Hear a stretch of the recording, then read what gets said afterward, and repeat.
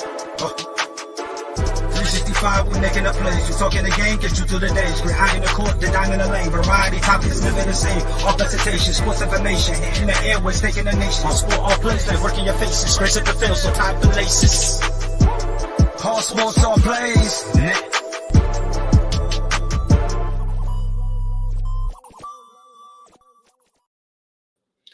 And welcome everybody to Real Talk. We have the NFL Championship Edition. I am your host, Mr. Ray Bond, and I'm here with my man Chris. What's going on, man? What's going on, man? Just, again, adjusted back on campus. Sports, I'm in track and field season right now. But listen, it's time. My Eagles are winning. I'm here to talk to the haters. I had to make it before this NFC Championship game. It was on my to-do list because I got a lot of things to say. Well, you will definitely have that opportunity for sure. I do just want to take the time to shout out, ASAP and everything that they're doing. For myself individually, you can always catch me on the Bond Chronicles on Mondays at noon. Patreon will be available as well. And Chris, what you working on down there at school? Oh, so I'm working on. Sadly, one of the instructors had a car accident, but I'm working on getting athletics. But it was her foot, so she'll be back soon. But I'm working on getting an athletic podcast for Link University, the first HBCU for the sports down here. I have my own sports podcast, Sports Talk with Chris. You can find me on all the social sports W_Chris. But yeah, I'm trying to do something for the school, and that'll last after I graduate, so more students, that want to do what we do, have a platform right here at the university where they can start off. Oh man, that's amazing! Shout out to that. If I had a button, I would hit it. But, so let's get into it. Sadly, we have an anniversary to I don't know if you want to call it celebrate, but remember. Yeah. Just remember. Yeah, definitely remember. And it still seems surreal. I ain't gonna lie to you. It has not. I don't know if I would say I've never faced it, but it's just tough, obviously, to deal with. And for those of you who don't know, it is the anniversary of the passing of Kobe and Gigi Bryant and others in a tragic helicopter accident. But for me, my youngest son is named Kobe after Kobe. So just to give you an insight into the significance he's played in my life. Just really sad, and you see all the pictures and all the posts and the stories today, and you try not to get sad. You want to remember the good, but just a tough day for those of us who have been fans. What kind of impact did Kobe have on you? I know you're a little younger. Yeah, so my uncle, I'm all about sports, and my uncle was really one of the first people to introduce me to sports, and he's probably the biggest Lakers fan I know. I mean, he had the braids like Kobe had the braids. He had the fro, and he cut his hair off. I mean, he's all about the mama mentality, and as any athlete, you live by that mama mentality to be the best that you could be at all times, and make sure you put the best foot forward to make sure you're training harder than others. If you're an athlete, you always want to be the best, and that's something that Kobe Bryant represented. One Kobe story that really sticks out to me, I remember I was watching the Heat versus the Lakers, and this is early. This is before they had LeBron, and Kobe gets the ball, and he has 4 or 5 seconds to hit the game winner. And I'm sitting here watching the game with my mom, and I'm like, Mom, usually in times like this, you would say the game be over, but you have Kobe Bryant. You never know with him, and he ends up hitting that amazing bank shot over Dwayne Wade. And, I mean, that just goes to show the greatness that he was. I mean, when you have a guy like that, in that basketball court, you never know what he could do. And, we talk about basketball, all the great things Kobe Bryant has done for the game. But, he was really starting to do a lot of great things outside of basketball, really making a name for himself off the court. And it's sad, we're celebrating the greatness. And, it's sad that you remember all the things he could have done, all the things that he did do. Kobe Bryant is going to live in our hearts forever, what he represented for the world. As you see everybody, still celebrating him because he had a big impact. Sports or not sports, he had a big impact on a lot of people. Absolutely. And one of the biggest contributors or beneficiaries of that was the WNBA. And really all that they went through. And we remember, obviously, the Brittany Griner situation, which isn't lost on us. So, yeah, just you know, a bittersweet kind of day, bittersweet kind of moment, but definitely appreciate that. But we got playoffs this weekend. We have playoffs this weekend. I believe if you really, really take a step back, these were the best four teams. I don't Thank think you. Thank there's you. anything to really argue. I don't think there's another team that you could say deserved to be here. Like the best four teams are here. Hmm. So with that, we got to get to it. Who do you have advancing out of this round? Um, let's get the obvious one out the way. My Philadelphia Eagles will be the NFC champions. They will be representing the NFC into the Super Bowl. And for the AFC, I'll be honest. And this is nothing. This is not me being biased, or this is not me, jumping on that bandwagon. This is something I've been saying all year. And I've been saying recently. I think the Bengals are going to win. I think it's going to be Eagles Bengals in the Super Bowl. And I after you go, well, I'm feel free. I'll explain. I'll explain my picks, but I want you to go first. Tell the people how you feel. Um, so y'all know I'm a Tom Brady fan. Tom Brady's my Of man. course, of course. Tom Brady's the homie. And what I always say is I've bet against Tom Brady enough when conventional wisdom told me it was right to bet against Tom Brady, and he proved me wrong. That's where I'm at with both of these quarterbacks. I think they are the two best out right now. But I don't think either is him. But I don't know who they are. And Patrick Mahomes has been I think this will be like the fifth straight AFC championship. He only got one ring. That's not good enough. And so you got to get this done, or you're going to start falling into a whole different category, and time is going to pass you by. So because of that,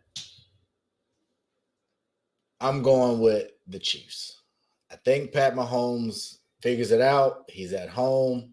I know Joe Burrow has owned him. I know they're 3-0. I know You know that Cincinnati. barrelhead over there, man. I know I know the swag. I think I'm rooting. I might even be rooting for Cincy. I don't even know. Like I like both of these teams a lot. Yeah, this is a tough one. I really do like both teams. I like both players. I'm a big Travis Kelce fan. I'm a big Jamar Chase fan. So it sucks that they don't get to meet in the Super Bowl. Yeah. But I'm gonna go Chiefs. Okay. And on the NFC side, it's tough. It's not tough. Not tough. First team that comes to your mind. Oh, you got to win it, right? This is another conventional wisdom says Philly should be the pick. Okay. But San Fran got something. And neither quarterback has played on this level, but Hurts does have the experience of playing in bigger games. I think the joke is I'll start with a lighthearted joke and then get to it. They say when the Bosa brothers see a black quarterback, they tend to turn up a little bit. So, given that, I'm going to roll the dice on the rookie. And I'm going to go San Fran and Kansas City in the Super Bowl. You heard it here first. Mr. Ray Bond, a.k.a. Ray Stradamus, has said, and it is so. Okay. Now it's time for me to explain. Let's go. Let's start off with the AFC. Let's do it. Can you hear me, Ray? I hear you clear.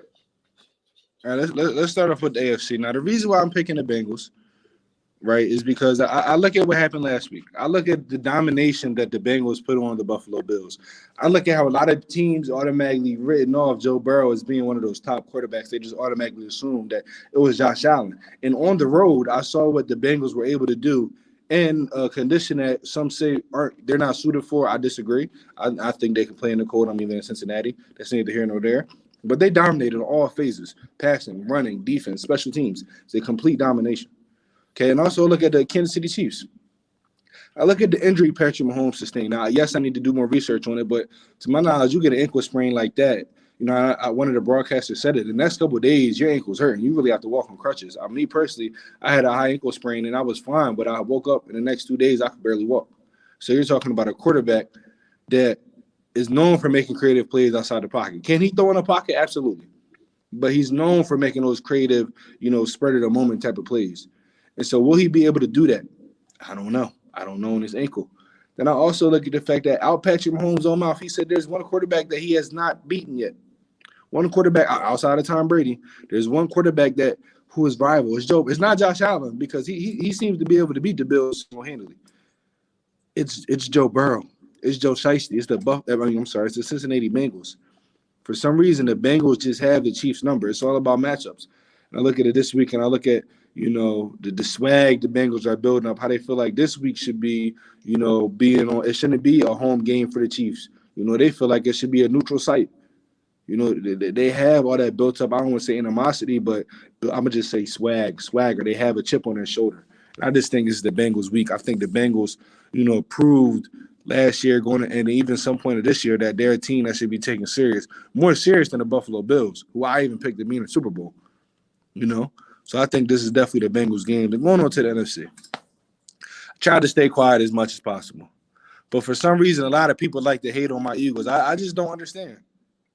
I literally just don't understand why they keep hating on the Eagles. It's just like the Eagles can do no right. Any other team gets 70 sacks. It's a celebration. I go on Twitter and they say, well, let's really break this down.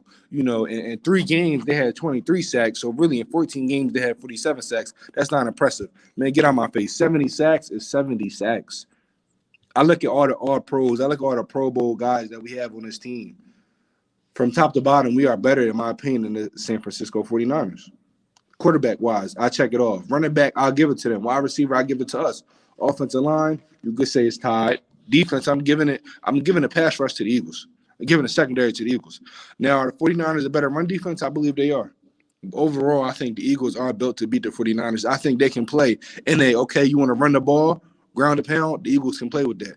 You want to pass the ball, the Eagles can play with that. You want to win in the trenches. That's how we won the Super Bowl the first time, baby. So I feel like this is the Eagles' game to lose, but they're going to win.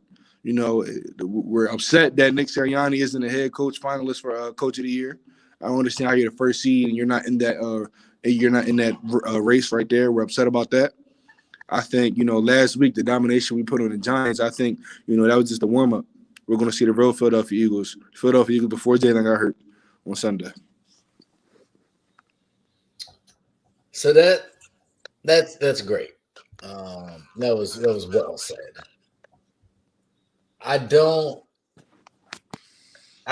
My 2 concerns are for the 2 teams you picked. Is they're coming off emotional high. Cincinnati had a big emotional win. Mm-hmm. You got to be able to summon that up again. And I believe they can. But they came out into Buffalo on a mission. Yes. And we all understand what that mission was. Absolutely. Based on what happened before. I don't know if that's still going to exist in this next week. Okay. And so you got to. I'll be very curious to see how they start the game. Mm-hmm. For you guys, the turnaround was really quick. It was like 1 week Hurts wasn't good, and then the next week he was amazing. Mm-hmm. And so I think the greatness of San Fran is they don't just run the ball. You said you want to pound, you can pound. It's not just that they're going to line up, stick McCaffrey in the backfield and run ISOs. Mm-hmm. They have a very unique style of how they run the ball. Absolutely. Receiving core, if I'm going Samuels, Ayuk, and Kittle, I will put that up against Brown, Smith, and who's that the tight end? And got it. And I don't know. I know, but I know, but I'll let you say you don't know for the people because you got a George Kittle big name, Debo Samuel big name. Let the numbers speak for themselves. AJ Brown was a top 5 wide receiver this year. Numbers don't lie. Dallas Goedert has put up some amazing tight ends as a wide receiver too. Devontae Smith had an absolutely stud year, but it's okay. It's okay.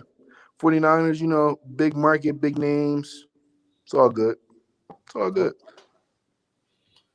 So yeah, that's where I'm gonna go, and Let I'm me ask you excited. this, Barry. I said I was going to ask you the question since we're talking about the 49ers.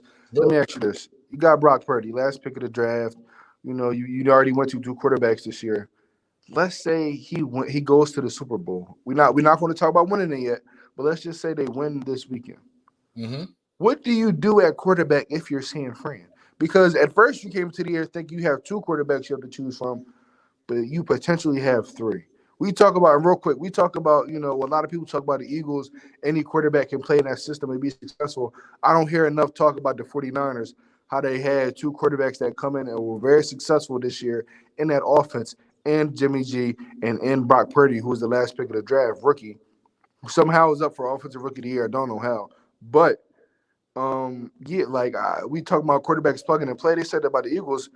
We all know the most plug and play quarterback team right now is the 49ers, and it's showing. So what do you do if you're the 49ers if you have three quarterbacks on your roster going into the offseason? I think you sit on Lance till his value increases, and you move Jimmy. Okay.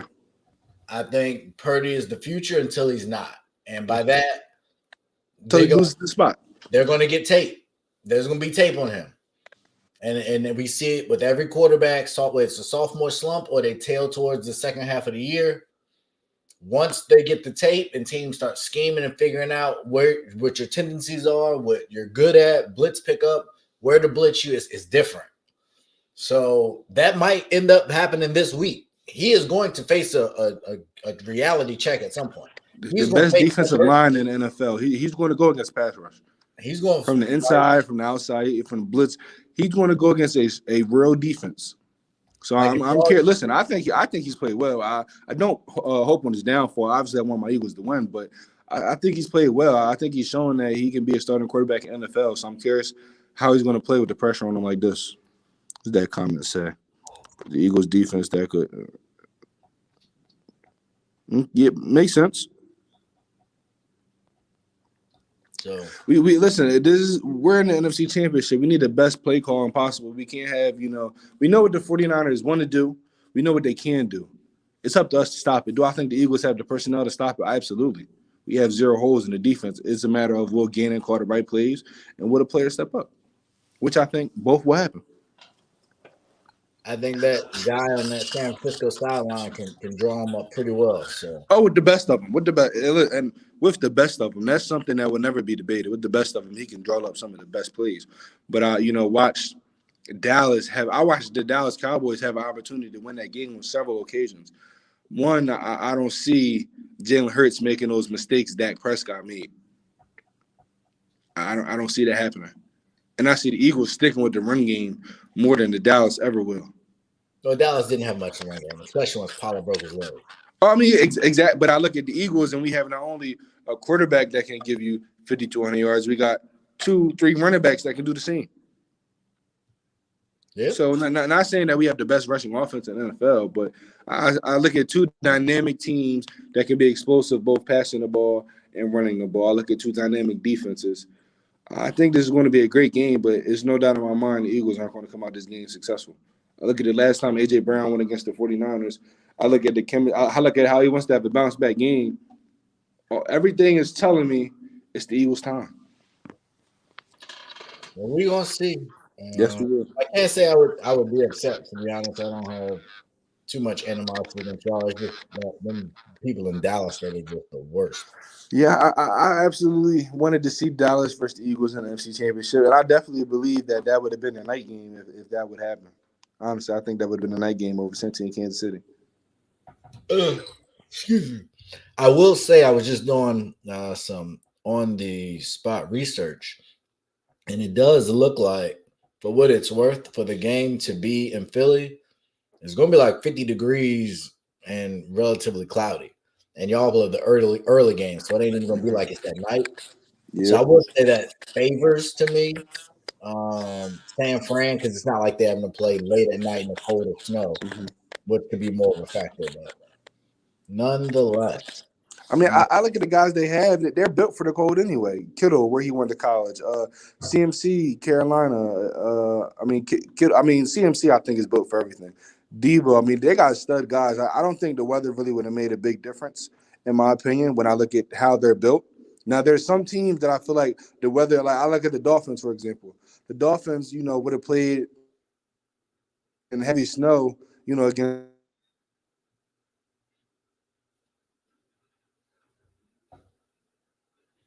Chris, I think they. No, I'm just playing. I'm still good. I think we might have lost Chris. I think it was because he started. Every time people get on here and start saying blasphemous stuff, the connection messes up. I'm not saying that I caused that. I'm just saying it seems to be a thing. Um, but yeah, the next thing I was going to ask, and I'll kind of lead it and see if we get Chris back, was for teams that are going through this situation. We talked about it. You got Patrick Mahomes. He's been to now 5 straight AFC championships. Only one ring to show for it. Brady on his way out. Like there's a huge opportunity for somebody to step up here. And so the question is, who has the most pressure? Is it Cincinnati, given that they've been there and lost, and given that the window is closing, given that, as the Buffalo GM said, they got to pay Chase and they're going to have to pay Burrow, and that's expensive. So the window you're operating with could be this year before decisions got to be made. The T. Higgins of the world, the Joe Mixons and others may become casualties because you got to pay. I look at what San Fran has. Brock Purdy, you can solidify yourself in this league if you go win a championship. If you can go win a championship, Brock Purdy, you will solidify yourself as the starter of that team. So there's obviously a lot of pressure that's going to come with that. And obviously the Philadelphia Eagles, as Chris was talking about, not being nominated for Coach of the Year, likely not going to win NFL MVP because you got hurt, had the number 1 seed. How many more opportunities will they have? Because I believe Jalen Hurts is one that's going to have to get paid soon as well. Let me see. Damien has a question here. Do y'all think if the 49ers, Charles and Manu, excuse me, it could affect the game for them? Yeah. I mean, anytime you're not full strength, you're going to run the risk of losing, depth for one is the biggest piece. And anytime you have a playmaker, somebody that can make a play, you need that. So I think being at full strength is the best. I think we saw the big turnaround with Jalen Hurts and that he looked completely healthy the second time around. And they looked like a better team. They performed well. So I think health is of premium importance. I think it's very important that you have health on your side. So yeah, you need as many people as you have because if somebody else goes down, it allows you to give a break. And Chris is back. Chris is back. Yeah, man, I'm sorry. My school Wi-Fi has been acting up for the past since we got back on campus. They need to fix it because I'm about to ask for a refund. I understand. I was just asking, what team do you feel is under the most pressure to win a championship? Kansas City. Um, Out of the 4 teams right now, I'm going with Kansas City. Like you said, they've been to the past 5 AFC championships, only 1 Super Bowl and 2 Super Bowl appearances. This is a team that everybody said was a dynasty. When they first won, they said not 1, not 2, not 3, not 4. I look at Andy Reid, who we look at as a top coach. Right now, only has 1 Super Bowl ring. I look at Patrick Mahomes, who we deemed the next great quarterback, and he only has 1 Super Bowl ring. And I look at all these other quarterbacks that we may not deem them the next up, but they all got 1 ring as well. He's yet to set himself, I think, apart as far as championship wise, like Tom Brady has, in order for us to really put him in that category. So when I look at a team, I was stuck between 2 teams, between between the Eagles and the 3 teams. Honestly, I was stuck on every team except for the 49ers because of the quarterback situation. I look at Kansas City, they're my number 1. because of Patrick Mahomes, because of this quote unquote dynasty they call themselves. I look at the Eagles because all the hype around the team, especially when they went on a huge winning streak. And we can't count out Cincinnati because they went to the Super Bowl last year. They brought a team together. They're right here. We don't want to look at them in the '90s Buffalo Bills where they go to four championships and lose. So I think there are three teams under pressure right now, but the team I think is under the most pressure is Kansas City. Okay. So we will see on that. I disagree. Um, I think they're high, but I honestly think it is on Cincinnati. I think they got people to pay coming up. I True. think they have the advantage of beating them 3-0. I think Mhm. Kansas City's set. Like they're core set. They can run it back next year pretty much unharmed. I think Cincy's going to have some decisions to make in this offseason because they got to pay some people. Mhm. Um, I think their window is smaller, and I think their division is going to get better. I think Cleveland will be a lot better next Absolutely, year. I agree with you on that one. I think Pittsburgh's going to take another step. I don't know what the AFC West is going to look like next year. The Raiders, the Broncos, the Chargers, they can't stay healthy. Justin Herbert showed me everything I need to know. I'm done. You, I wish I Until was on the show for that, man. until Oh, you prove otherwise, you don't need to mention Justin Herbert in any of these conversations anymore. I agree 100%. So that's why I think Cincinnati got to get it done now. And then y'all will be fine and so will San Fran. Yeah. So talk about pressure. Aaron Rodgers, quarterback with the one ring. And a shocking development, at least for me. It has been reported that the Green Bay Packers are willing to trade Aaron Rodgers to the AFC. What are your thoughts on that, and do you think it'll happen? Um, I think it's time for this situation for this jokingly situationship to break up. Um, I think it's honestly ran its course. You have a guy, Jordan Love, who's just sitting on the bench. And like Aaron Rodgers said, he's a guy that can, in my opinion, the way NFL is shaping now, can play for 5, 10 years if he really wanted to. Once his hand heals the proper way. I look how they played the tail end of the season, and I see a quarterback that can still win games. I look at a guy with experience, a guy with leadership, and one of the most talented quarterbacks to ever play. So do I think him, being durable is going to be a huge issue and being a successful quarterback? Absolutely not. What I think the problem is going to be is, does Green Bay want to keep him, or do they kind of want to restart? And if I'm Green Bay, I think it's time you go with Jordan Love. I think it's time you let go of Aaron Rodgers. Now, where he goes in the AFC, I mean, there's a lot of options. We hear talks of the Raiders, that's just throwing a team out there. It'd be fun to see him and Patrick Mahomes and Russell Wilson and Justin Herbert in the same division. It'd be fun. I look at a team that might need a quarterback. You look at the Tennessee Titans. There's a lot of teams that need quarterbacks. Finally, he's gone. um, but I think the difference between him leaving and Brett Favre is this is a guy that can still win games.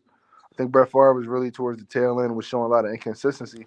I really didn't see that much. I mean, no, don't get me wrong. It's a very odd year of Aaron Rodgers, very odd year. But how they ended the season showed me that he still has a lot of game left. But I do think this relationship is over. I do think if Aaron Rodgers returns, he will not be, or should not be, let me say, a Green Bay Packer. I think it's time for the Packers to ship him off. I think it's time for them to hit that little reset button. You got some young pieces. If you really believe in Jordan Love because you moved up to get him, it's time to start building up around him. All right. No, I agree with that. Yeah, I know how I feel about Aaron Rodgers. I think he's been overrated. So move on. I think he should have been moved on. Overrated. Let's not say overrated. Let's not say overrated. For Can't the do amount of money he's been paid, for the way people talk about him, for the way he just lied to us about COVID and got away with it and all the other BS it. he's True, done, true, true, true. True, 100% that true. you don't get away with that unless people view you a certain way. And they viewed him way too high because he was never that guy. Not to me. Oof. That's what You can regular season me to death. we're going to disagree on that. I do think he's that guy. Do I think he exited the greatest quarterback conversation of all time? Of course, 5 years ago, almost. In 20 years, where's Aaron Rodgers gonna be in quarterbacks? I mean, who knows? I mean, I can ask that about Patrick Mahomes. Won his ring early, just showed a whole bunch of talent. What if Patrick Mahomes only ends up with one ring? Patrick Mahomes has gotten the 5 AFC championships. He's proven he can win playoff games. He only has one ring. He only has one ring, but he's proven to me he can get there and he'll get some more shots. Aaron Rodgers has not done that. Aaron Rodgers have got us to some NFC Championship games now. Let's not do that. Not 5 straight. No, And there was a bunch he should have went to. He didn't go to. You're right. Were they all his fault? Let me ask that. Majority of them. And he got to go to one on the dead catch that. Okay. This is the topic. This is a good topic. We'll say this for another day. We could look at who he beat to get to his championship too. It wasn't exactly like it was world star. Okay. Hey, look, again, you're not going to get too much disagreement. I will not call him overrated. I won't do that. He made some of the throws I've ever seen humanly possible. But as time move forward, he's a Green Bay quarterback. On back. I can say that. Which brings me to another quarterback. Topic right here, man. Social media was a buzz. Mm-hmm. I'm not sure who started it, but it caught and it went. And the question was Cam Newton in his prime or Josh Allen? And the sentiment early was Josh Allen, duh. Mm-hmm. And I was surprised by that. Yeah. But Chris, I just want to know what you think. And I see Damon had a question right here. I don't see Rodgers going right on it. Oh, okay, yeah. I don't. Yeah. I understand where you're coming from.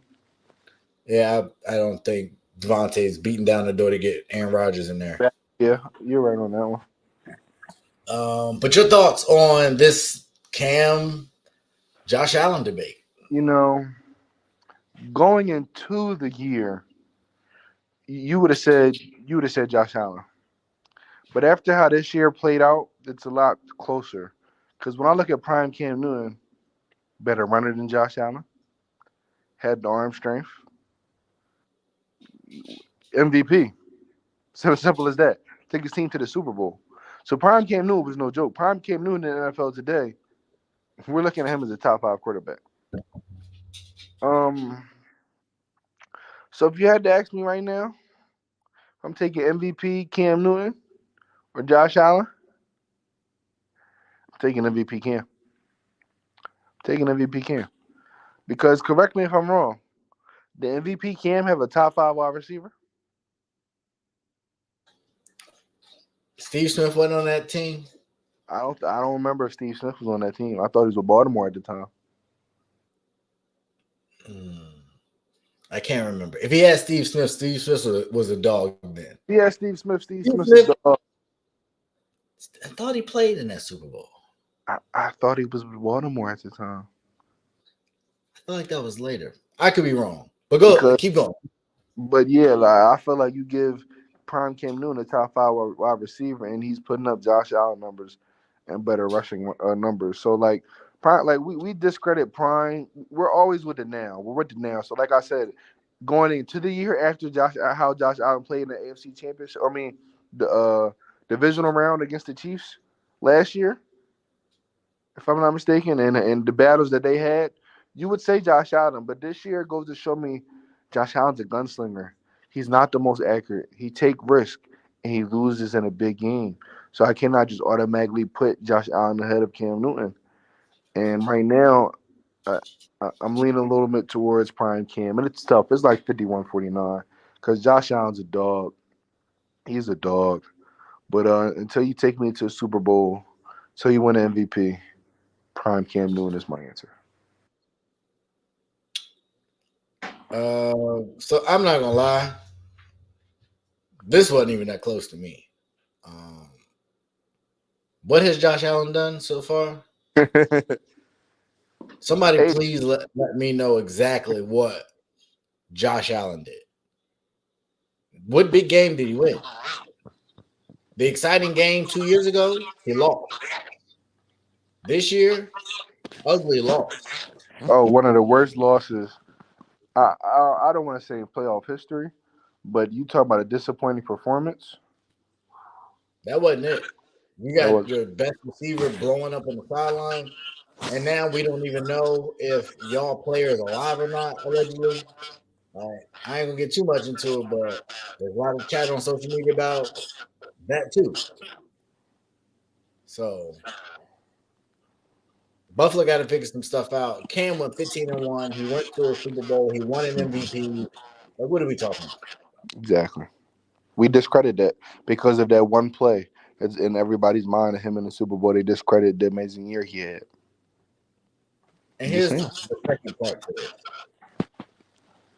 Cam Newton was a dog in college too. Oh, don't get me started. Cam Newton is arguably one of the greatest college quarterbacks of all time. He won in Florida. He won in JUCO, and he dominated at Auburn. Let's talk about it.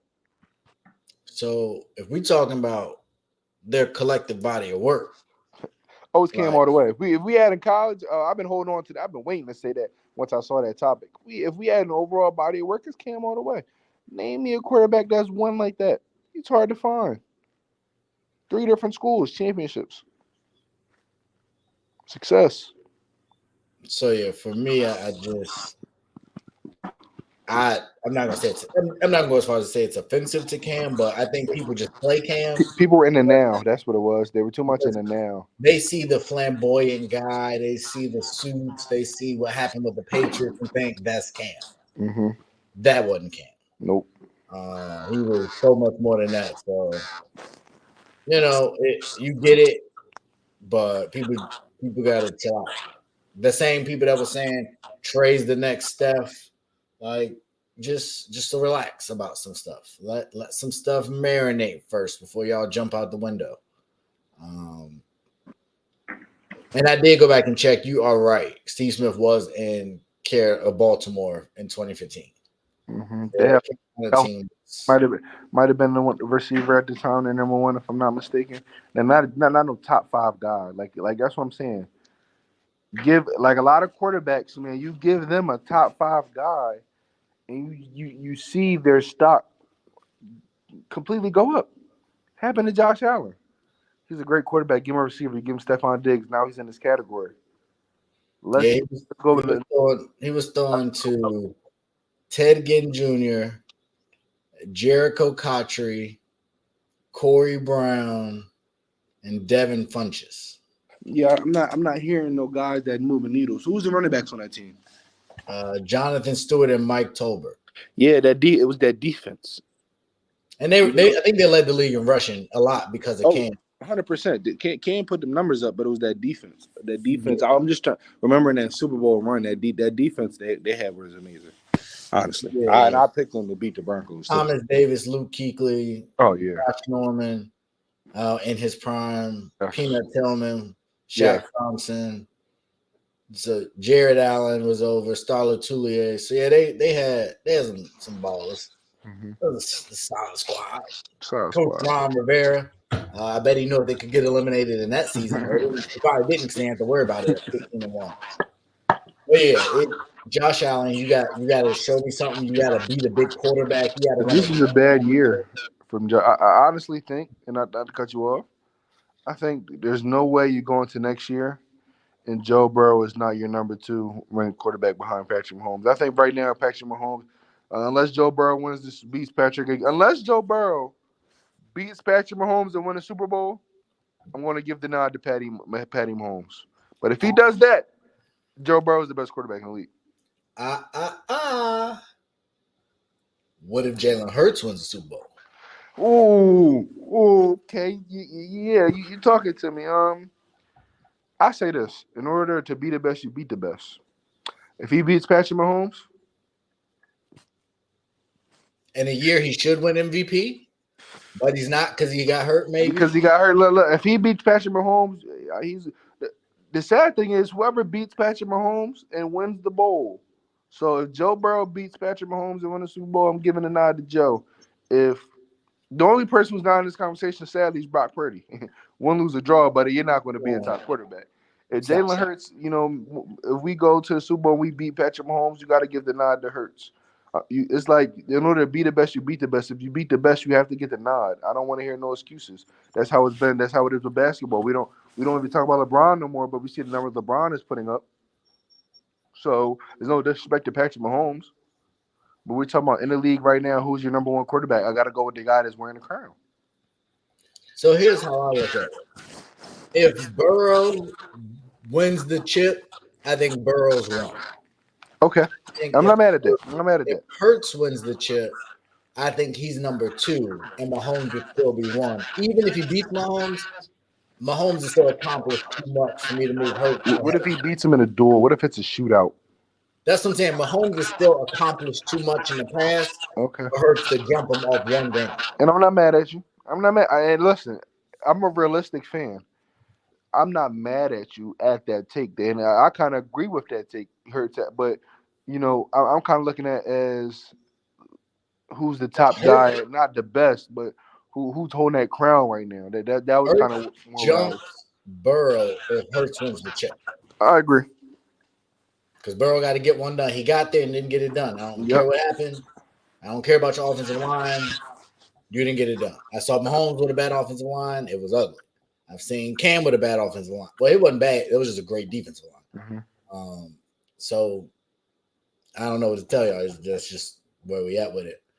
And this is why I really miss my man Kenny.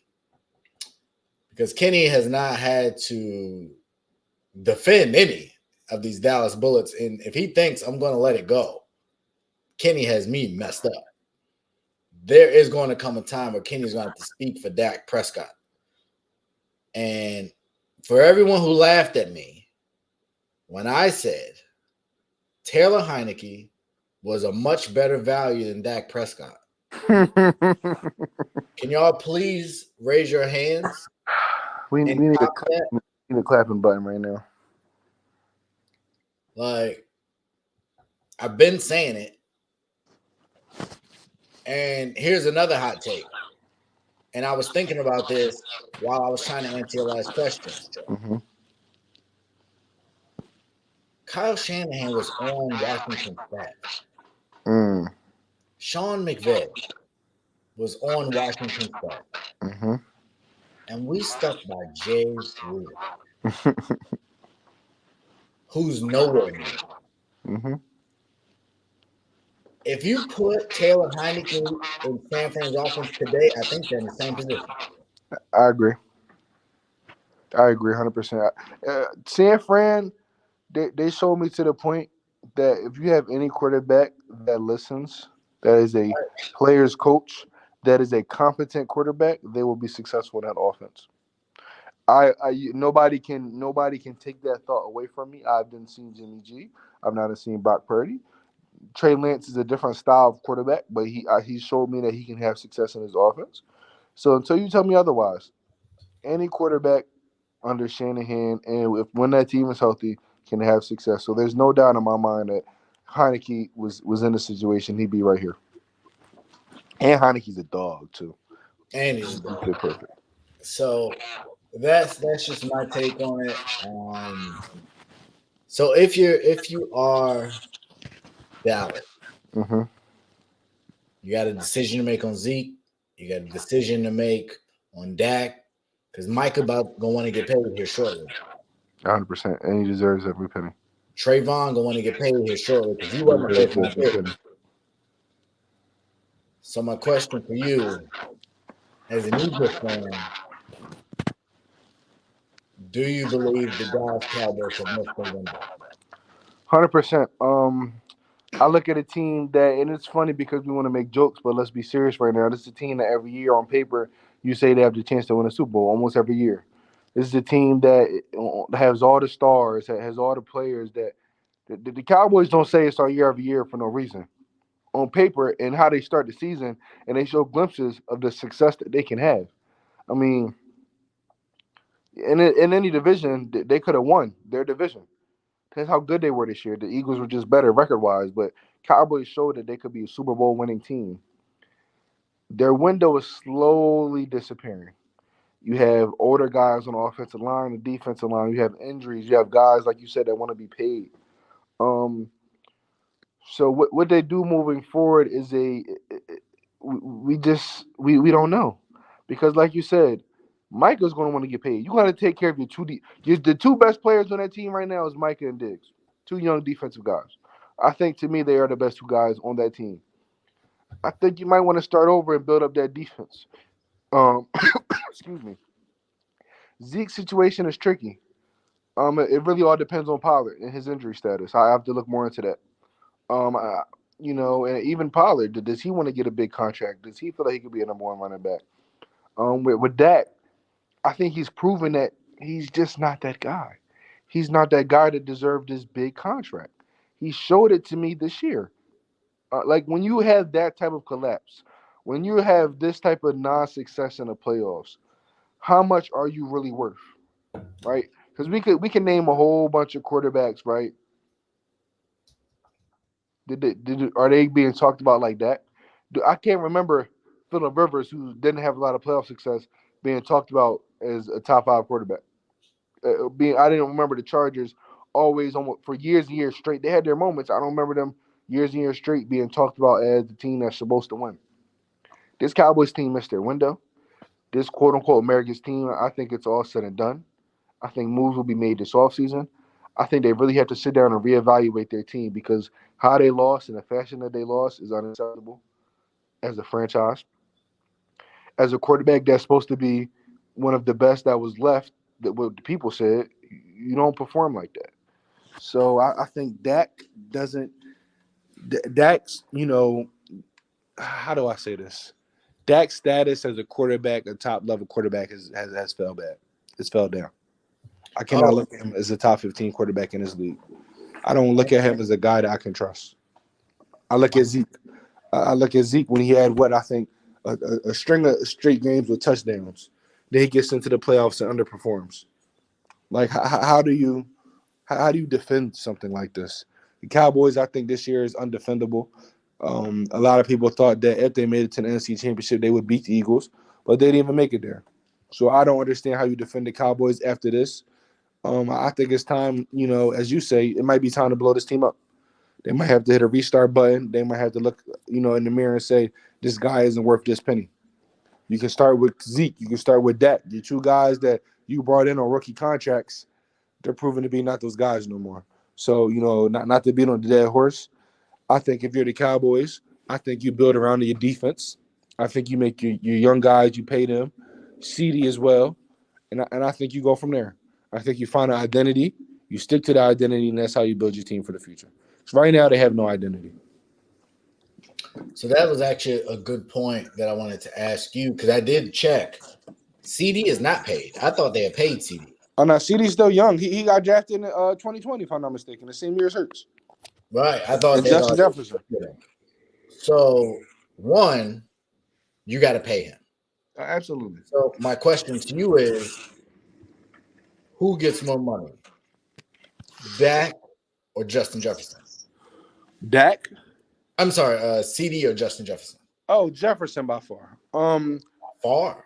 But when I say by far, that's how I feel. Like I think Jefferson is a way better wide receiver. Wait. So I want to, because I figured you would go there.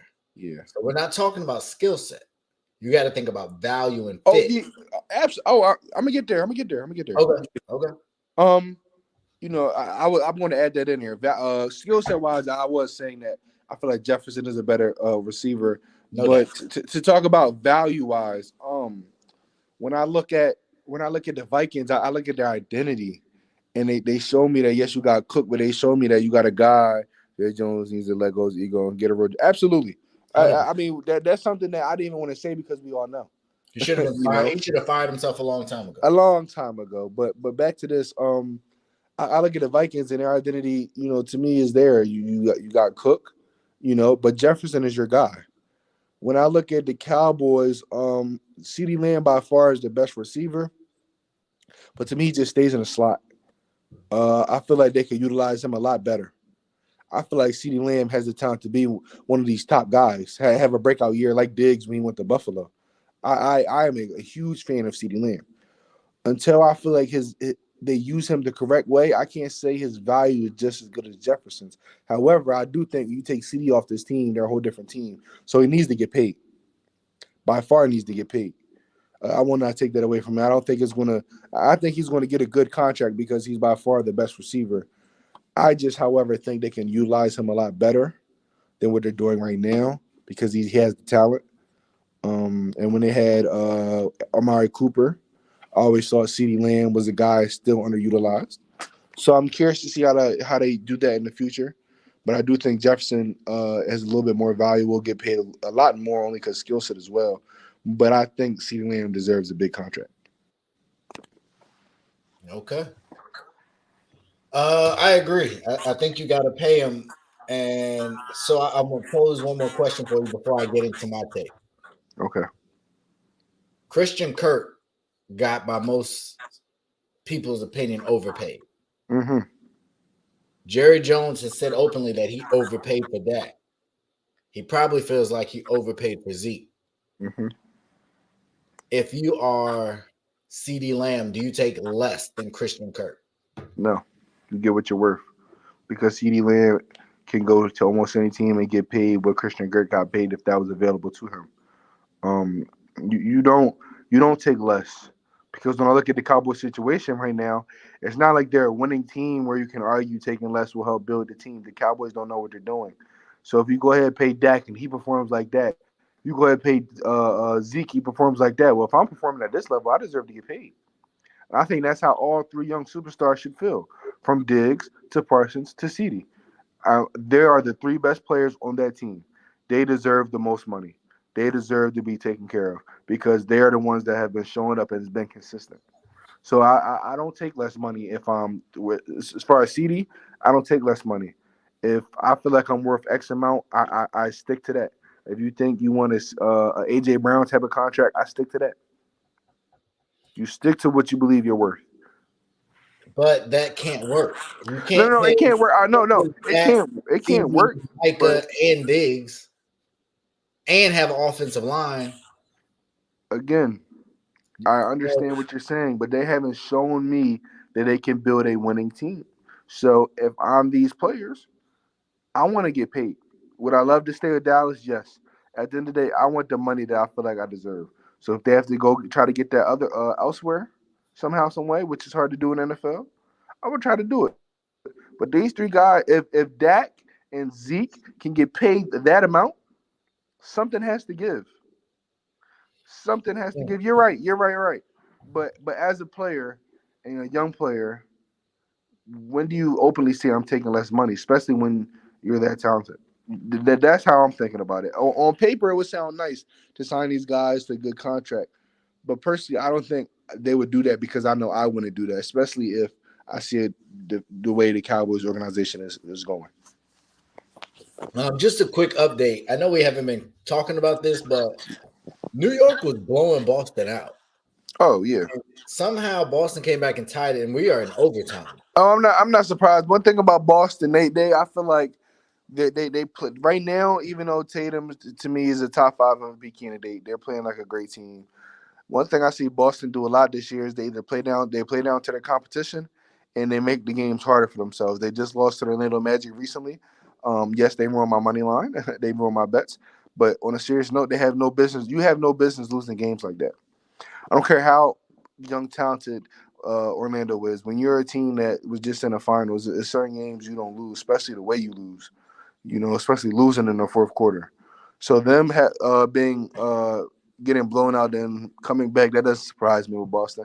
That's how they've been this year. They've been an up and down team, honestly. And They've we've been seen consistent, but it's been times where they're truly up and down. I mean, remember that Pacers loss? It's crazy.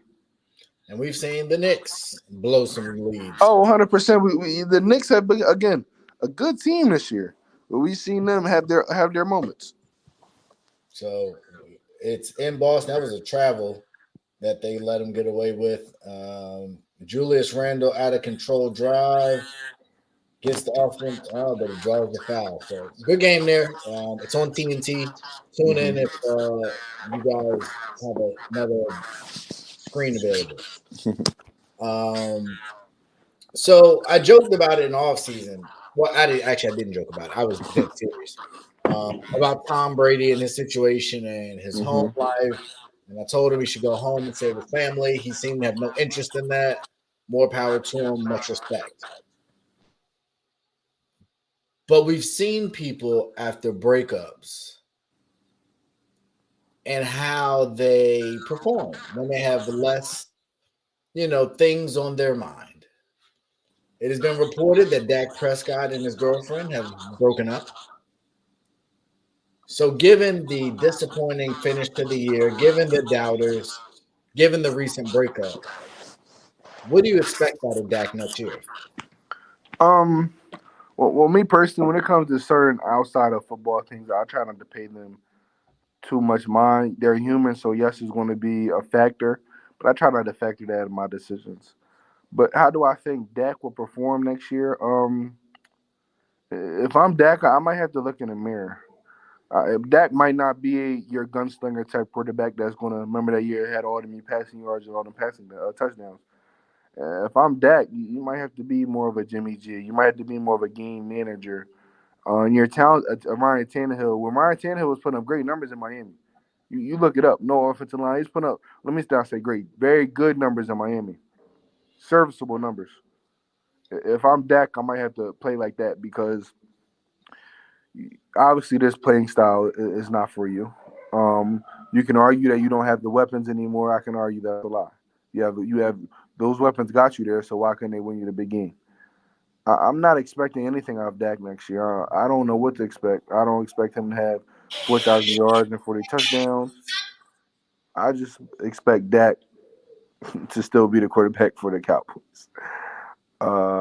Yeah, I don't. He has no expectations because he lost all expectation privileges from me.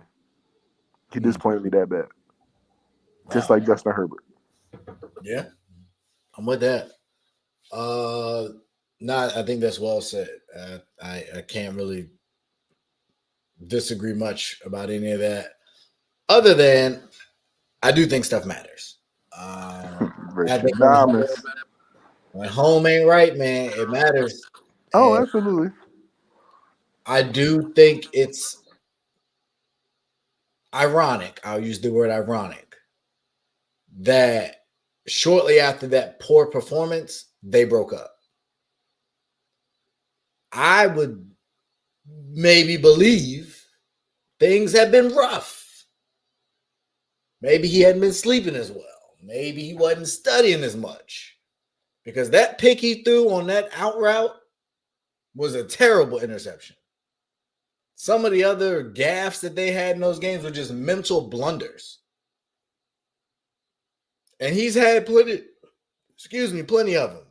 But the two picks he threw were terrible picks. That's And, why I said, listen, you had one of the most disappointing playoff games I've ever seen from a quarterback with that high expectations. and you got coaches fired. Like, yeah.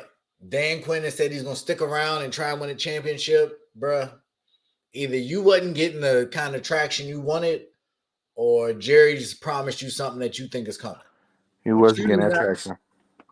you do not think that y'all winning the championship next year.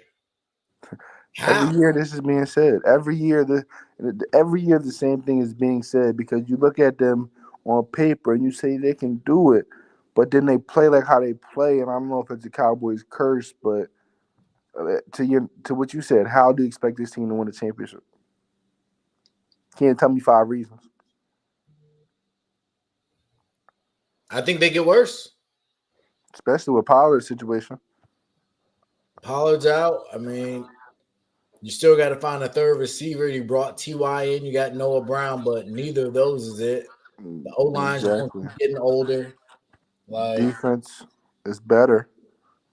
Could be better still though. maybe I think that Van Der Esch might be his last year, his deal. So it's even if you keep some of the starters, you're gonna lose some depth, and that just comes with having to pay people. Hmm. Um, so just a quick update: the Knicks hit a three to take the lead. Boston responded with the 2. It's 21 seconds left. Boston is up 1. Mm. So Julius Randle is at the line. They called a blocking foul. So I'll let you guys know how that goes. So Chris, you seem like a guy who likes some good entertainment. The NBA draft will be live right before Oh, the we talking game. about the All-Star. Oh, I have a bone to pick with this. I'm glad to hear it. So, give us your thoughts. Well, one, I absolutely love this new idea with drafting live. I think it's like a pickup game. When I look at how the All Star game has been, I want to say the year that Anthony Davis won All Star MVP, that was one of the worst All Star years because the competitiveness went away. So I like the new thing where you got a certain amount of points to win in the fourth quarter, and it's a very competitive game now. I like the fact that you have captains. I feel like it's getting back to how it was, honestly, for all of the NBA's time. It's been competitive up until the mid 2000s, 2010s. I'm sorry, mid to end 2010s. It's been very competitive. So I think I love this idea. What I don't like, however, is the All Star starters. Snub number one, Joel Embiid. Snub number two, Shea Gilgeous-Alexander. And snub number three, John Morant. Tell me how these three guys are not starting this year. I cannot wrap my mind around it. Shea, right? Let's say Shea Gilgeous-Alexander. Oh, their record. Boo boo. It's All-Star game. It's not a team thing. It's a individual player's performance. He has been one of the top three guards to me in the West. That's tough. That's tough. Top four guards in the West, I think. So, you know, this is tough. But I I think think sorry. I, I think I Jalen think Brown I just think missed both Shea, free throws. Ja, and Embiid have strong arguments for starters. At least Ja and Embiid. Shea might be a reach, even though he's had a hell of a year. But Embiid should be starting in the East right now. You don't average 33. Your team's not one of the best teams. You're not on a 6-7 game winning streak. You're not one of the second most, in my opinion, the most dominant. But let's just say for other people, the second most dominant player at your position, and you're not starting in the All Star game. What are we doing? Um, But to so the original let's thing, do before it. you go, I love the draft idea. I love it. I personally love it. Okay. So I also like the draft idea a lot. I think it's fun. I think it'll be entertaining. Um, so my only question is, how do you have? Because there's the thing: if there's a starter that should be starting, that means somebody's not starting. I can't imagine you're taking Luca out. So you're starting SGA and Morant. See, that's where I got a little too hyped. So let me come back to the realism. Um, I think one of those guys has the strong. It's tough, right? So can you have the list of the West starters? I know you got LeBron. It's Curry, Luca, LeBron, Zion, Jokic. Oh! Get Zion up out of here. Zion's out. Ja or Shea over Zion for me. So it's 2 backcourt, 3 front court though. I don't, and that's my issue because You got to be better. because do you? This is my issue because then we want to be so technical at back or front court. Where's the why not we do positions and centers because the East has no starting center. Yes, he's a big man, but Giannis isn't power forward, not a center. So I think it should just be your top five guys. That should be your starters. Because in my opinion, I mean, Luka's 6'8" anyway. What are we? Come on, Luka's 6'8", LeBron 6'9", Jokic 7 foot 6'10". I mean, it's not like you're lacking on height. I mean, Shea Gilgeous-Alexander and Zion are probably the same height. Well, So, you got to think it, but that makes sense, but it doesn't because it's not like these people going to play. You know, they're going to do the draft and mix it up. oh, I mean, they're going to do no. So no, these are the starters. When they do it, these probably are going to be the starters. They're going to be the ones drafted first. I personally just think Ja for sure should be starting over Zion. And I think Shea has an argument. But if you had to tell me to pick one, I'm picking John Morant. And for the East, who are the East starters again? I know you got KD. KD, Curry, Kyrie, Giannis, Tatum, and Mitchell. Bob Mitchell, Embiid. 70? 71. Oh, well, 71? somebody got to go. Sorry, somebody got to go. I don't care. It's not going to be Giannis. It's not going to be Tatum. It's not going to be KD. So one of those guards got to get up out of here. I was premature saying Donovan Mitchell. I was, and I'll slow down. But in my opinion, Joel Embiid, you don't average 33 in this league, and you're not an all-star starter. That's just how I feel. 33. Second, only because Luka was putting up them crazy numbers. For what it's worth, I think Embiid is going to get to start because KD ain't going to play and Zion ain't going to play. So there will be a replacement. Mm-hmm. And I think that's for what it's worth. And I think the NBA knew that. Yeah. Nah. I think they knew that. We'll go ahead and name these guys the starters, but we already know we got like two that's going to slide in and actually start. Mm-hmm. So I just think it's going to be perfectly fine from that perspective. You agree with Zion starting over John Morant? Let's take out the front court backward. You're 5 guys in the West. You agree with Zion starting over John Morant? Let me hear it. Give me a second. I just need to look at one stat before I make that points. No. Wins. Nothing to do with that. This individual field goal percentage.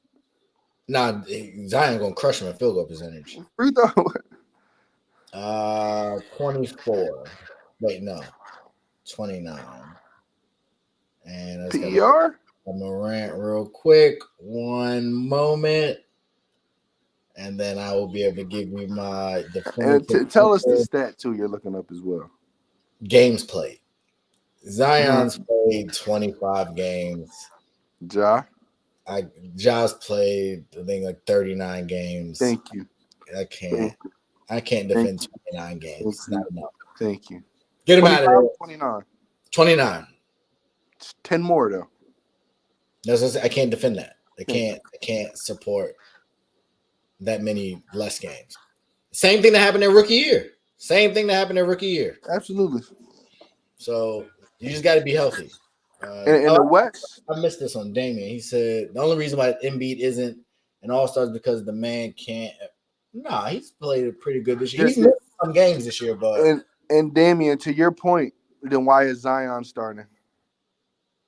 And KD's been out for a little bit now too. And he's still starting. So and Donovan Mitchell missed the stretch. So yes, Embiid is a guy that's not staying healthy, but I look at a guy in the West that's been out for it feels like almost a month. Now here's one more thing I want to talk about. We talk about all-stars, right? And we talk about. Sorry, before you go. Okay. But you also got to understand. I know where you coming from, but under the current criteria, what other front court player would you have in front of Zion? Front court. I gotta. Can you had to go? Because I'm on my phone. I don't want it to glitch. I need some. It ain't DeAndre Ayton. I tell you that. It ain't Ayton. Definitely it ain't.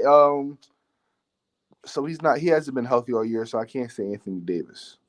But not Gobert, not Towns. No. Guys that missed a long time. But I will say this: the way AD was playing, if he didn't get hurt, it'd be AD. No. AD was averaging 27 and 13. AD had a nice week and a half.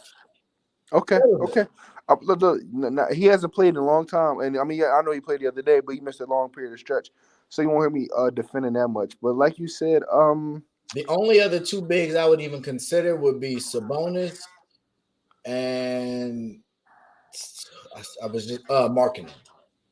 Either of those two. Whoa! You hit the head on that. I want to say I kind of want to say those two, but definitely Markkanen. Let me hear the stat comparisons between Markkanen and Zion because they got to be close.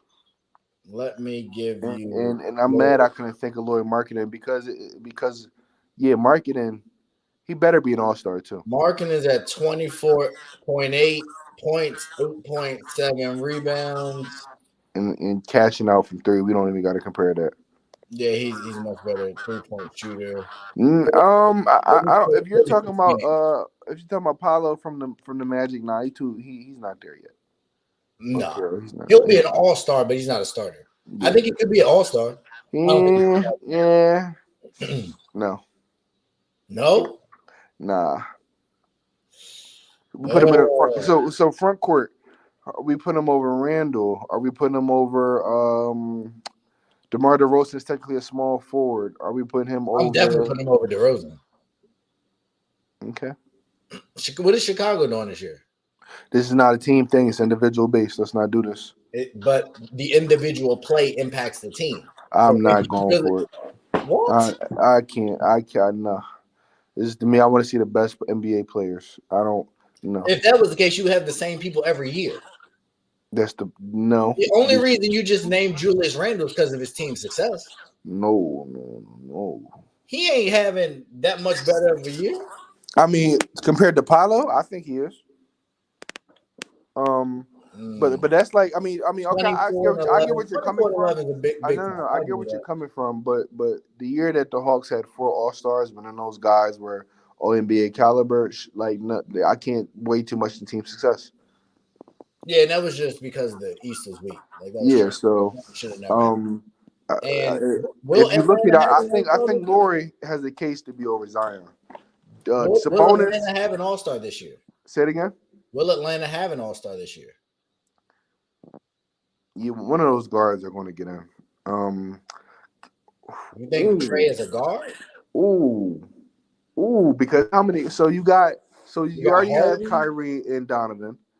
You have Harden. You You got a got Harden. Jalen You got Brown. Garland. You got Garland. You got Jimmy Butler. You DeMar Jimmy, DeRozan. Zach LaVine. Fred VanVleet. None of those guys other than Harden and Garland to me move the needle that much over Trey. Drew Holiday. Yeah. We're not talking about look. We're talking about Drew all-star has voting. kept them afloat when Chris Middleton and Giannis been in and out. Listen, look, we're not talking about better player. We're talking about all-star voting. The fan vote's over. Now it's the players and coaches and media voting.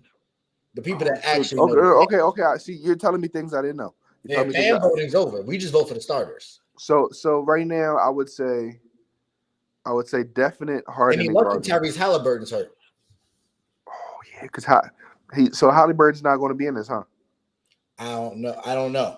Because if he is, you're going. If he is, I'm automatically have 3 guys that I'm picking over Trey: and Harden, Halliburton, and Garland. Those 3 automatically I'm going over Trey. And then you still have a Drew Holiday. So that's a good You question. still ain't you skipping over Jalen Brown. He's a dog. I would. It wasn't even on purpose neither, because I was thinking of strict point guards, not even guards. So you got JB, and it's still some guys we might be missing too. Like I said, I have Drew Holiday ahead of Trae Young. And if he played enough games, LaMelo would be in this conversation. 100%. So will Atlanta Tyrese have an Maxey might all-star? even be in that When I look at it, conversation. now, I'm voting no. I vote no. As of today, I vote no. That's why I asked the question. Because I agree with you. But I told you, I've been out on that backcourt from the beginning. And everything I keep hearing now is Trey wants out. I told y'all, we bought a house in California in the offseason. And it's not even. I blame Trey because Trey and only I don't want to say. Let me go back on this. And this is a sticky conversation, but I'm going to go there. Hate talking about inefficiency because one of my favorite players is arguably one of the most inefficient players of all time. But when he was labeled the next Steph Curry as far as shooting, and you shoot this poor, and you're this inefficient, he's going to get his numbers, right? But how he gets his numbers, are they really winning? Is he really playing winning basketball? See, these are questions that are now starting to be asked about Trae Young. Because in my opinion, he should never even made it to that conference final. Sixers should have won. So, is Trae Young really a winning point guard? Because I look at it like this: there's no, I'm sorry, it's Luka 100% over Trae Young in his draft class. It's no ifs, ands, or buts. It's no oh well, Luka trade this. No, it's Luka all day. Luka to me is head and shoulders above Trae Young. So him winning out, I don't even know if he can lead the team anywhere by himself. Wow. Hot takes, man. I told you I'm coming for it. So let's play that out. If you take Trae Young, I think they have two max players right now. Who? And you put him in LA with the Clippers. Okay. What is that team at? Well, now we're going somewhere. I honestly think see you do that, right? And you already have a guy, you have two guys that can change the game. So you would hope that Trae becomes more efficient. And For so sure. that right there determines everything. Because now you don't have to be scoring 20, 25 to 30 points a night. You might not even have to score 20. You're really just a distributor, and you should now be shooting above 40% from the three-point line because you got two guys that can make plays. So that does a lot. But then you got to ask yourself this. The Clippers are a very heavy defensive team that likes to switch. So they're going to hunt him. He's going to be hunted bad. And the good thing is, you can have four stellar defenders out there where you better hope that team has one guy that just stays in the corner. Better hope. But that's not always the case.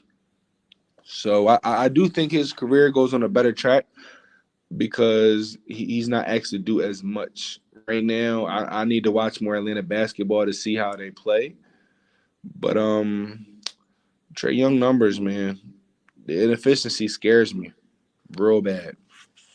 Because I look at a guy like Curry that arguably has the same value, maybe not asked to be the same type of playmaker, but you would think bringing DeJounte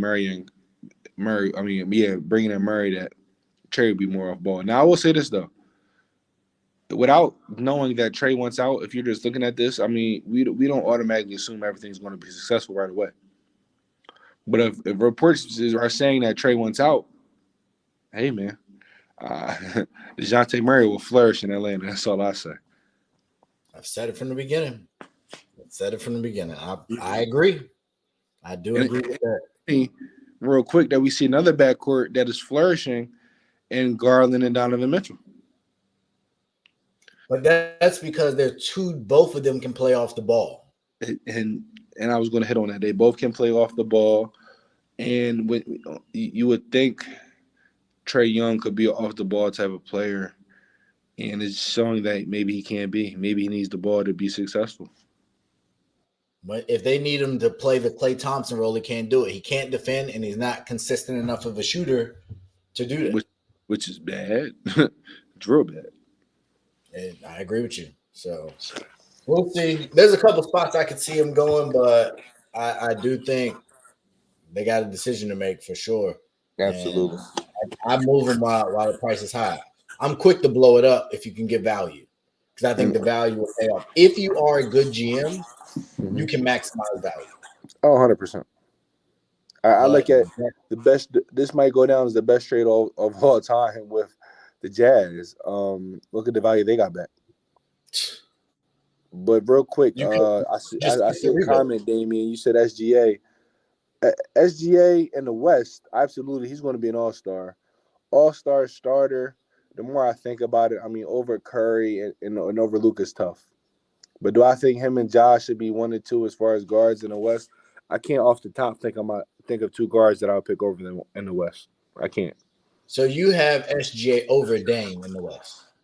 See, you see, that's why you're here, Ray. Because like I said, I couldn't think of none off the like that fast. And you name a guy like Dame and what he's doing. Man. So how many guards can you have? Can you have 5? It has to be 4. It's a 12-team roster. So you got 4, and then what? And then 8 front court. It gotta be It gotta be 5 and 7. It can't be 4 and 8. No. Okay, if we go 5 and 7, we sneak Dame, SGA, and Ja. So no Kawhi, no PG. But those are front court guys, in my No, opinion. no Devin Booker. I'm taking SGA. Oh, see, but Devin Booker hasn't. But is Devin Booker going to be healthy? By All-Star break? I hope so. See, man, this is why you love it. No Yeah, man. De'Aaron Fox, who Oh has no, missed no, no, no. Sacramento's in the three seed. No, no. They in the 3 seed right now. 3 seed. They are 27 and 20. That's cool. And listen, and that's the team that I've been waiting for them to play like this. But yeah, SGA still. OKC and Portland are out of the playoff picture altogether. That's fine. De'Aaron Fox has them in the 3 spot. That's fine. Because I look at Sabonis being their playmaker. And Darren Fox, yes, is getting buckets. CJ McCollum. SGA. You put SGA on any one of those teams, they're the same, if not better. That's my argument. That's my argument. You put SGA or Dame on the Kings, probably the 1st seed. You put them on the Pelicans, probably the 1st seed. SGA can, and of course Dame can score just as good as showing, and can play make. The reason why SGA playmaking numbers aren't like that is because you got a guy in Josh Giddey who's becoming an underrated guy who's flying under the radar. He's good. Who can get you 17, 8, and 8. So SGA right now is just getting buckets, but let's not act like SGA is not a willing playmaker. He's just playing his role to perfection. But if you had to ask me, yes, I'm going SGA over Fox and McCollum. I personally am. He was averaging at one point leading league in points over 30. All right, so you taking Dame over Fox? Yes. Even though they're out of the playoff. 100%. I told you about this, man. 1, Dame missed some time due to injury. 2, again, So when do you reward the guys that are elevating their team to actually winning? Why and that's a tough conversation, individual stats if you were losing? It's a tough conversation because when I look at Dame, when he's playing, they're winning. They're playing winning basketball. I do think if Dame doesn't miss the stretch of games, they're in the mix in the playoff run. SGA has one of the worst rosters in the NBA. So to your point, yes, you have to credit the guys. And again, I won't be mad if Fox get it. You can't name Sacramento starting 5. Can I? How many people you think can name Sacramento starting 5? I mean, I can name about their whole roster. I watch basketball. But you're talking about talent, comparable talent. Josh Giddey and Sabonis aren't huge differences in talent to me. I mean, but then you got then you got Hubert, who's one of the best shooters in the league. You got their rookie Murray, who's being one of the best talents for their draft, who's flying on the radar. You got Mr. double digit scorer consistent Harrison Barnes. You got Malik Monk and Mitchell coming off the bench. I mean, I'm not saying this is the best team of all time. These people didn't get paid a bunch of money. These aren't big time players. Malik Monk, you're talking to a guy that knows basketball, so obviously they're not big time players. But if I'm comparing the Kings roster versus the Thunder roster, I mean the Kings win that battle. Okay. But I want to get back to your point because you touched on something that is very important. We have to give the guys that are elevating their team the respect that they deserve. We have to. So if a guy like Fox makes it into the playoffs, not the playoffs, into the All-Star game, will I be mad? Absolutely not, because I'm a huge Darren Fox fan. At one point, I wanted him in Philly. That's how much of a Darren Fox fan I am. I've been a fan of Darren Fox since he was in high school.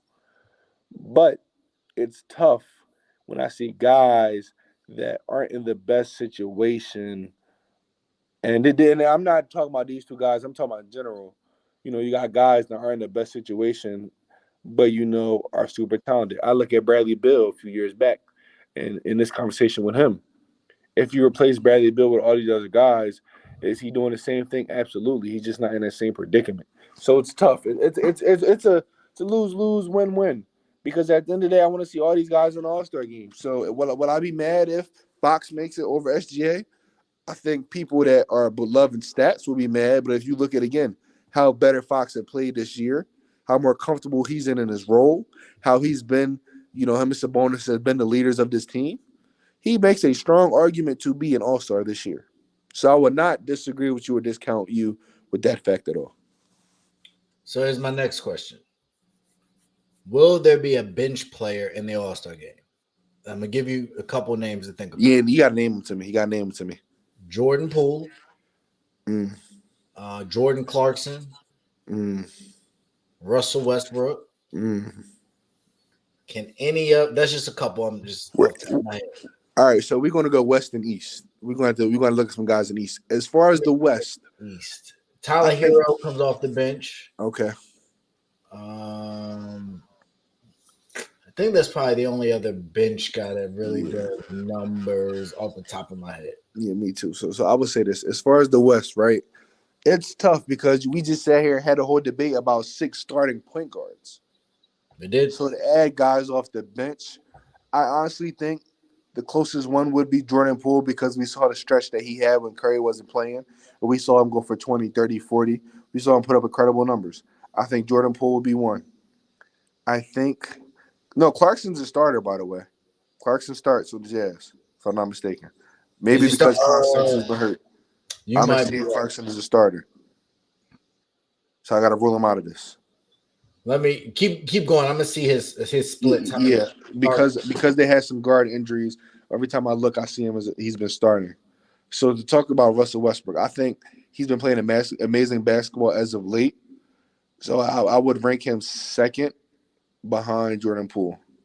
So I think Jordan Poole, he started off the year very inconsistent, but how he played when Curry wasn't there, I think is the real Jordan Poole.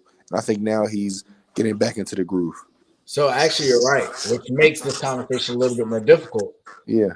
because Clarkson is a starter. He started 50 games this year, hmm but so Utah, Phoenix, and the Lakers will have one representative, and the Clippers might have no representative. See, the Clippers' problem is injury. Like we just talked about with Zion, it's hard to defend a guy that missed almost half the year. I look at Paul George and the way he's started, and Paul George has made a strong case. I think and I stand on this, and I think I said it on air. As far as talent, you can't name me 9 guys more talented than Paul George. As far as talent, Paul George is arguably more talented than Kawhi Leonard, but Paul George has to stay healthy and he has to prove that he's that talented. And he's been missing a lot of games. I look at Kawhi Leonard.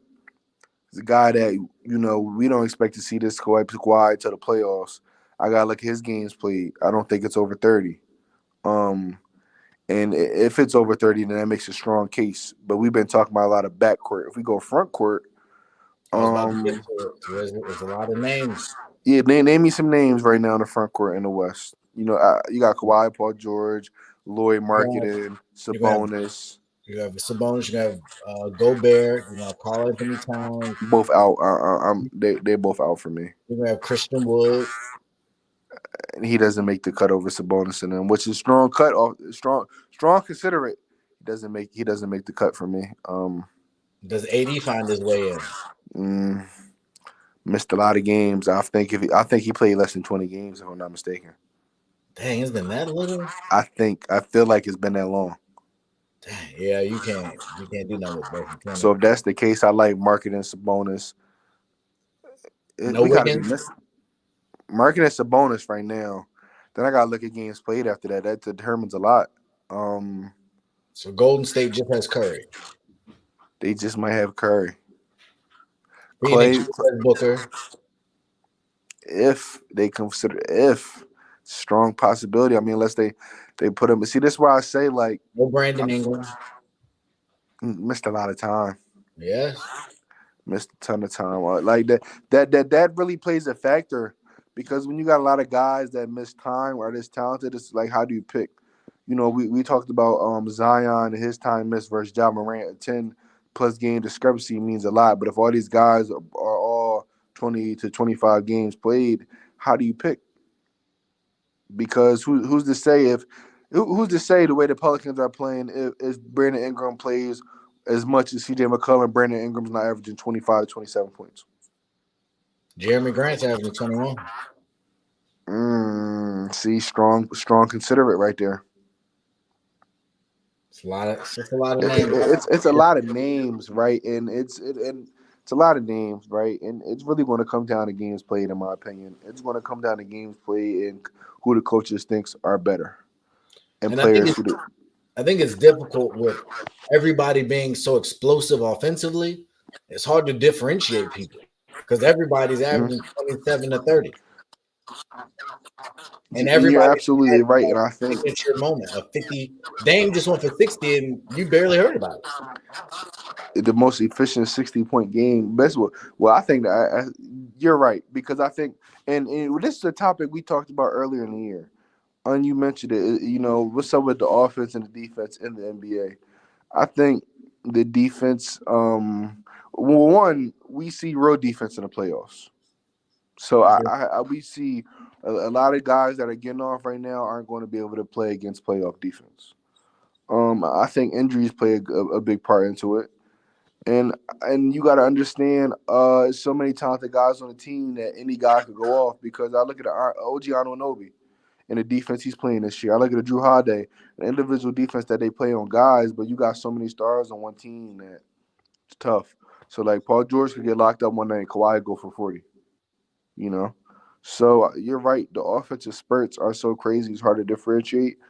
Um, I think you got to look at overall play might go into effect how they affect the game on not only scoring but playmaking, but rebounds, but defense, but leadership. I think all that sadly has to go into effect. But like you said, all these players are so close; it's hard to really differentiate these guys, man. It's getting tough. Indeed, it is. Uh, we got time. We can get to this last topic. So I wanted your opinion on this as Jeff Bezos appears to be zeroing in on the Commanders purchase, and I forget the gentleman's name who just bought the Suns, but Yeah, I can't remember neither. because of the uniqueness of a sports franchise, do you believe owners should have some kind of sports background if they're going to own a sports franchise, or should they just be good businessmen? Um, it see when you look at it, when you look at Jerry Jones, right? He shows you that owners should have some type of sports background because you can say single handedly ruined the Cowboys franchise. What I mean, not say ruined. He's held them back many a times. Then I look at a guy like Mark Cuban, who is so invested in his team that maybe he didn't have a lot of sports knowledge going into this, but he's arguably one of the best owners in all sports. So this is a tough question because I feel like a guy can buy a team and then fall in love with it. So what I do think should happen is when they buy a team, they should hire some guys with a lot of experience. I think that's very important. But to say that they should have some sports background, I mean, it's tough because what guy that can buy a team knows that much about sport, or let me not say knows that much about sports, has that type of sports background that you might be looking for. Hmm. So like it's tough. Like I remember Grant Hill, like guys can put like even KG. I remember was trying to buy a team. I mean you got LeBron, you got MJ. But it's going to be tough to find players that can buy it.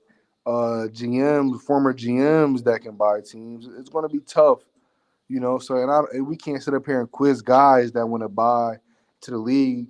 How much do they know about sports? So I don't want to beat around the bush. It's just a hard question. I mean, you want them to have some knowledge about a team, but will they really? But that's kind of my point in that I think when you run team, and we see teams where owners are cheap because they run it like a business. Because I don't think they have the fandom, and obviously they would love to win. But if the money is your motivation, then I don't think you're going to get the best. And I think that's why we see some teams making decisions with younger talent leaving. We see decisions with other things going on because I agree. not really invested as sports people. It's just a business, and they're just trying to make the money out of it. So that's where it goes to. Excuse me, in this lighting situation, but that's where to me it goes to. You gotta like maybe it's being forced to have to hire somebody that has some sports knowledge, on their staff because to your credit, we've seen a lot of young guys win lead situations because of bad ownership.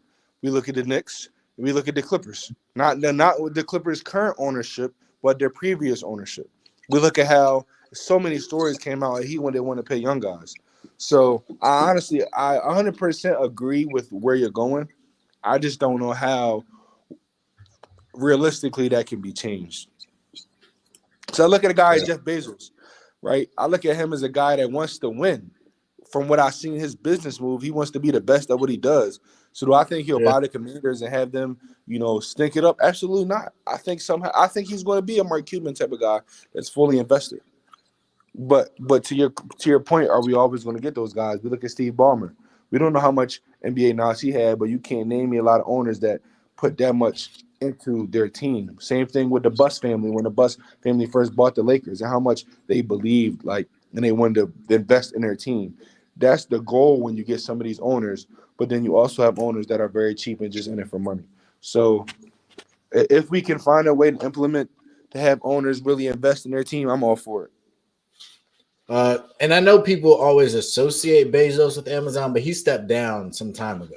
Yeah, so, he did, but he's much more than Amazon. But it's hard to take that. It's hard to look at one without the other with Bezos. Honestly, no, I was just saying in relation to Damien's question as far as I understand that. I understand that.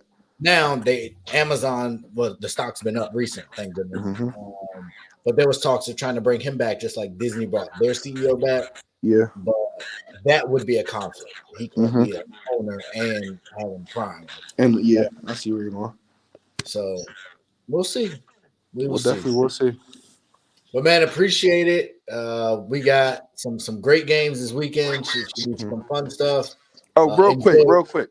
Yeah. I'm mad I wasn't able to give my picks, but if we run through real quick the games, I would tell you truthfully who I picked to win or lose because I want to see where I be stat wise on all these playoff games. All right, talk to me. All right, so let's go to wild card. Who are the teams that played? I'd pick the 49ers.